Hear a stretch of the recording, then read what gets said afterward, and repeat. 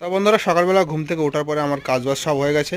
আজকে আর কোনো মিষ্টি বানানো নেই, শুধু কাউন্টারটা ভালো করে মুছেছি এই শ্যাম্পুর জল দিয়ে। দেখো বোতলে শ্যাম্পুর জল রেখেছিলাম, আর ভাবছি এখানে একটা তাকের মতো বানাবো, যাতে এই পলিথিনগুলো এখানে আমি রাখতে পারি। পলিথিনগুলো দেখো নিচে রাখা আছে, ওঠাতে গেলে একটু ভুট হতে হয়, নিচু হতে হয়, সেই কারণে এখানে যদি একটা তাক বানিয়ে দিই তাহলে পলিথিনগুলো রাখতে সুবিধা হবে। সেই জন্য আমি গিয়েছিলাম বাজার থেকে নিয়ে এসলাম ব্রেক, এই 100 প্লেটটা নিয়ে এসেছি, আর কিছু তক্তা ওখান থেকে বের করেছি, এইগুলো দিয়ে মাচাটা বানাবো। চলো মাচাটা বানানোর পরে তোমাদের দেখাচ্ছি। আর বন্ধুরা দেখো, ফাইনালি 2-3 ঘন্টা কষ্ট করার পরে আমার এই ছোটোখাটো নর্মাল তাক রেডি হয়ে গেছে। এখানে পলিথিনগুলো রাখাতে খুব একটু সুবিধা হয়েছে। আর দেখো এখানে একটু জোড়াতালিও মেরে দিয়েছি, খুব সুন্দরই হয়েছে।